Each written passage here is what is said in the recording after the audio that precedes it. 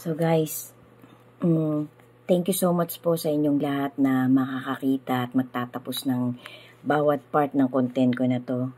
Sigad na po ang bahala sa inyong lahat, sa ating lahat.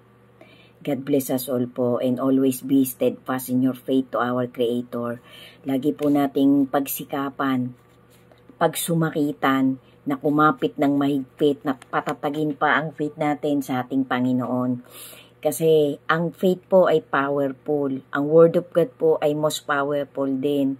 Yan pong dalawang yan ang magliligtas sa atin at yung pong good deeds na ginagawa natin araw-araw habang buhay pa po tayo. Ipadama na po natin ang ipadama sa ating Panginoon. Na ang motivation ng buhay natin, na ang ginugol natin ay talagang to glorify our Creator. I-enjoy po natin ang buhay natin guys kasi nga po napakaigsi na lang po ng buhay ng tao ngayon. At ito pong mundong ito ay nakaabang po talaga dito guys. Pax na pax po yan. Aware naman po tayong lahat sa nangyayari globally.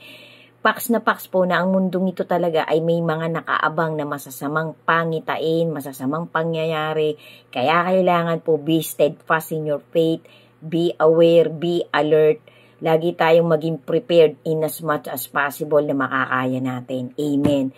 To God be the glory po talaga kasi nagkikita-kita pa po tayo, nakakagawa pa po tayo ng content, nakakasama pa natin yung mga loved ones natin.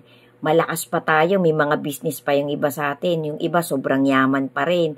Yung iba naman po nagpapatuloy sa buhay para makasurvive.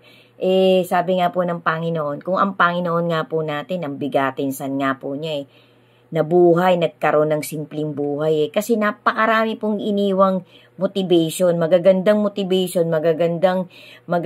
ehemplo na panghahawakan natin ang ating Lord Jesus nung naging body and flesh po siya. Although ang Panginoon po talaga ay nagpabalik-balik na po dito ang kanyang bugtong na anak. Paulit-ulit na po siyang bumaba dito. Kahit po i-research nyo pa yan, kahit po magpa-atras at magpabalik-balik pa kayo, ang Panginoon po natin ay magbabalik sa isang ultimate na pagbabalik niya. Para po sa akin yan ayoko pong mamuwersa kung gusto nyong maniwala. Ang sa akin po may mga pinagbasihan akong dokumentary. Lumabas din po sa mga pangangaral ng mga reliable na tao na nagpipreach po talaga ng tama na talagang galing sa love letter ng ating Panginoon. Gamitin po natin palagi ang ating discernment, ang ating POV, ang ating discretion. Kung ano talaga yung tatanggapin natin, kung ano talaga yung paniniwalaan natin kasi magpakaaligaga na po tayo. Pagsikapan na po natin guys, na talagang ang ating mga motivation, ang mga ginagawa natin itong mga panahon na tayo'y malakas pa, ay talagang ang i-glorify po natin ay ang ating Creator. Ang ating hinahagilap ay ang ikaliligtas ng nandito sa loob natin. Kasi yun pong nasa loob natin, yan po yung magkakamit ng buhay na walang hanggan, ng pangako ng ating Creator. Yan po ang bibigyan ng Panginoon. Kasi ito pong body and flesh natin, papalitan po ng glorified bodies to kung macho-chosen ka. Tapos, yung pong mga parurusahan talaga sa eternal damnation, papalitan din po yun, pero wala pong kamatayan to. Yung pagpaparusa po ay eternal din.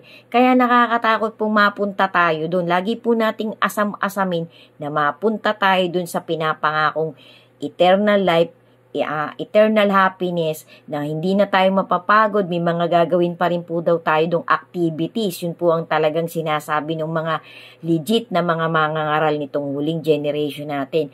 May gagawin pa tayo doon na parang may mga task pa rin pong ibibigay sa atin, pero hindi na tayo magmamadali. Wala nang kamatayan, hindi na tayo doon aapihin, hindi na tayo malulungkot. Ayan po ang asam-asamin natin. Puro justice na po ng ating Creator ang maghahari doon. Hindi na po tayo makakaranas ng pang-aagrabyado ng mga ex natin, ng mga masasamang tao na walang ginawa kundi manglamang ng manglamang.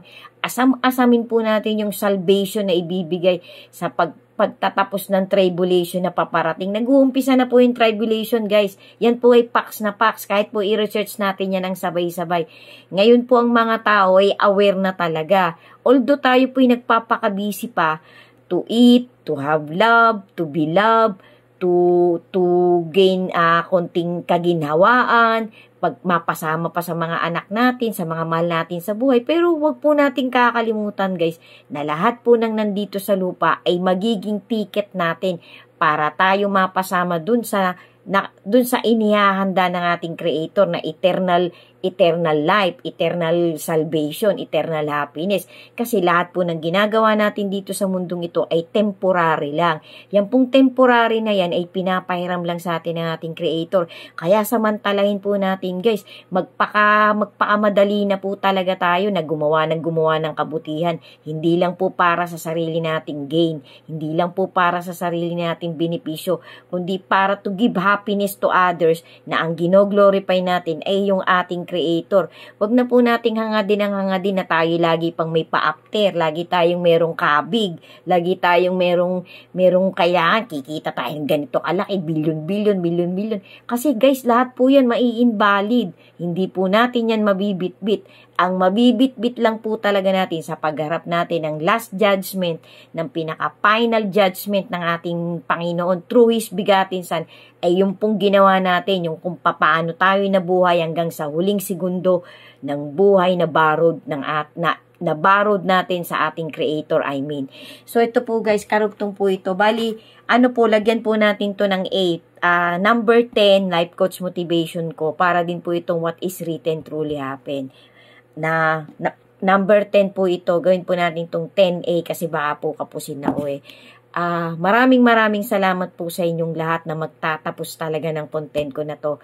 Try nyo pong umpisahan mula number 1 hanggang final part, kasi kahit papano po, may maliit pong uplifting message, may maliit pong motivation na talagang sinisikap ko pong makapagbigay ng maliit na booster sa sino mang magtatapos ng bawat content ko. Kasi mas maganda pong maging mabuti tayong ehemplo sa kapwa natin kaysa yung ang lagi nating ina-after yung mapasama pa yung kapwa natin. Nakakatakot po yun guys. Kasi nga po, ang panahon po naniningil. Ano po yan? Seasonal po yan. Kung po pwedeng ngayon, mayamang ka. After 1 year, after 6 months, biglang mahirap ka na. Pwedeng maganda ka ngayon. After 1 month, biglang magkaroon ka ng malubang sakit. Naku guys, kailangan po samantalahin talaga natin na ang bawat sinasalita natin, ang bawat iniisip natin, ang bawat gagawin natin ay isa sa alang-alang po natin talaga muna ang motivation, ang word ng ating Creator. Hindi po palaging puro sa sarili lang natin. Thank you po sa inyong lahat. Sana po talaga makapag-booster pa ang bawat content ko na ganito sa sino mang makakapanood ng aking content. Madagdagan ang kanyang pagmamahal, ang kanyang tiwala, ang kanyang motivation para sa ating Creator. Kasi ang Creator po natin guys, paulit-uli ko po yung sinasabi, wala po siyang gustong mapahamak. Lahat po gusto niya maligtas. Kailangan po asam-asamin nating mapasama tayo dun sa rapture, dun sa aagawin, dun sa itatago pansamantala ng ating Panginoon. Kasi lahat po, sabay-sabay po tayong haharap sa ultimate judgment day. Isang araw lang po yun mangyayari, in the blink of an eye. Lahat po babaguhin, lahat po magkakaroon, bawat isa po sa atin magkakaroon ng vindicator. Bibigyan po tayo ng Panginoon, ng ating Lord Jesus. Siya po ang magiging vindicator natin para makapasa tayo na talagang tayo karapat-dapat dun sa ibibigay niyang reward sa bawat isa sa atin. Amen. So ito po yung karugtong guys, kasi bitin po yung nasa part 9 tungkol po ito sa Antichrist. Nagawan ko na po ito ng content, nandun po ito sa season 25, 24, 23, sunod po yan. Pasyalan nyo na lang po yung profile ko guys. Thank you so much po sa inyong lahat. To God be the glory po. God bless us all po. So, ang karugtong po na to pasyalan nyo po yung 2 Thessalonians 2 verse 9 to 10 continues. It's all about na sa mga deception po ng Antichrist. Ang Antichrist po ay laganap na guys. Maging aware po talaga tayo. Diyos ko guys, ang bilis po ng minutes. Sundan nyo pa po. The Antichrist is expected to establish a counterfeit world system that opposes God's kingdom and deceives many people. Sundan nyo pa po guys. This system may include political, economic, and religious elements that exert central and pastor allegiance to the Antichrist. Sundan nyo pa po guys, bitin po. To God be the glory po. Thank you po for watching. Ingat po tayo palagi.